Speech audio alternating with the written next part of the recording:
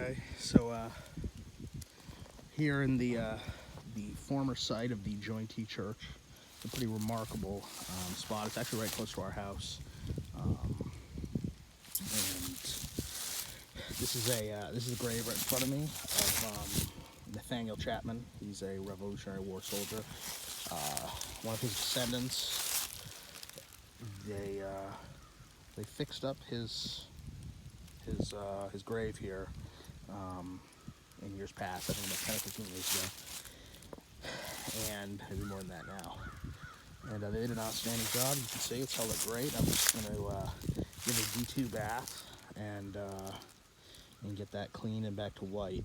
It's a pretty interesting box tomb. I guess we found that it was flush with the ground, but you could see all the old bricks, and he brought in new bricks and poured a little concrete base and set it upon that, and it's looked out pretty good.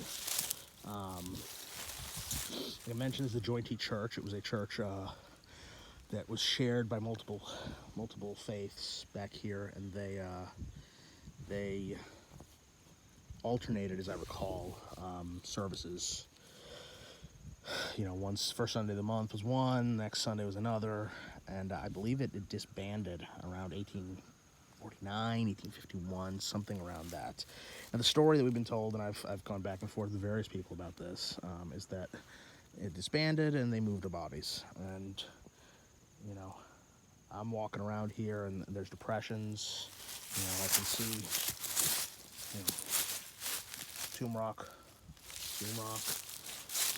I'm told that, 15, 20 years ago when this was done, someone from Tharp Funeral Home came and they laid out what they believed were sunken depressions, indicating,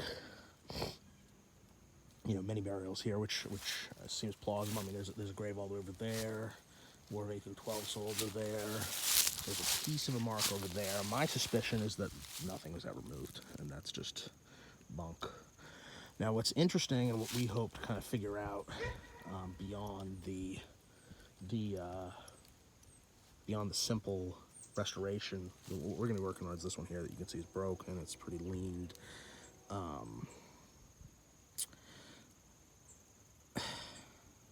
What we're going to be hopefully also investigating a little bit is just what's the history here, what's the relation. There was Nathaniel Chapman, a landowner. I mean, he's an early burial at 1829.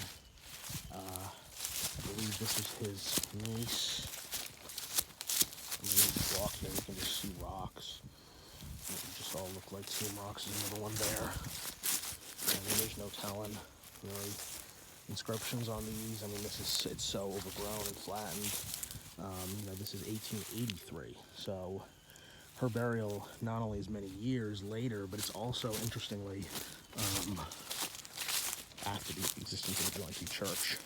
There's also a shard over here of a Dr. Allen, 1880s deaths also.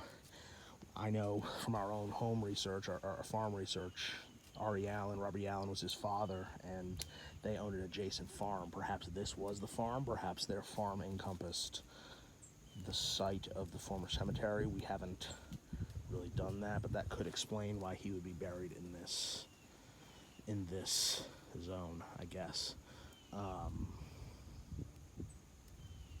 So yeah, there's a lot of history and a lot of mystery here. We're hopefully get a probe, hopefully kind of feel around a little bit, see if we can figure anything out. But I'm also hopeful that we can kind of connect with Beaver Dam Baptist's historical room, whatever that might be. They're one of the churches that came out of this, and I've been told that they may have some historical records. Like so many things, we certainly don't have a monopoly on facts, and so many things seem to get repeated, that they get talked into being history and historical and historically accurate. We're curious to see if there's if we can find anything that indicates actual movement. It seems strange that these are the only 3 or 4 marked graves here. noted, my wife and I have noted that the area, our road specifically, seems to be lacking in, 1800s graveyards. But more relevantly, I guess that's a word, there's really no indication physically, visually, of any moved graves at any of the churches around here or churches that came out of or were part of or shared the use of the Jointee Church from the 1840s. Doesn't mean that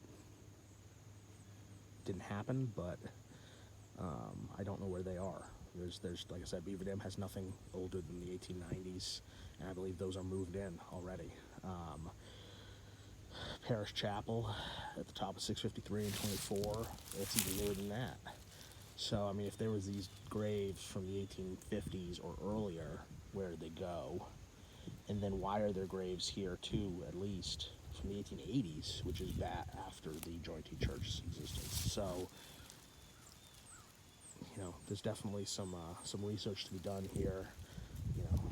I feel like the logical thing would be, is this actually the Jointee Church? And what's interesting is our property actually, its surveys, its deeds, the survey references going all the way back to the 1800s, the boundary being marked, the cornerstone, with the cornerstone of the Jointee Church. Now, we've never been able to locate that, and there's been some subtle changes, but some of those changes have indicated that the farm used to actually cross the road here, and the land we're standing on was actually part of, and then that was something that got worked out in the 30s, and I believe the previous owners were under the belief that they sort of had some land that was stolen from them, or that they always believed was part of their farm, and modern surveys, I guess, indicated that wasn't the case. So perhaps even that cornerstone was all the way over here, but who knows? So it's just it's an interesting plot. Kind of excited to dig into it. The plan over here, I'm going to make a separate video that details this, but the plan is going to be to hopefully fix that box tomb or whatever you want to call it, and then hopefully right and level the large tablet that sits upon it and reconnect it. So we'll see. I'm excited for it. I mean, hopefully we'll have some weather. Hopefully it don't go too quickly into the winter, but we will see. Stay tuned.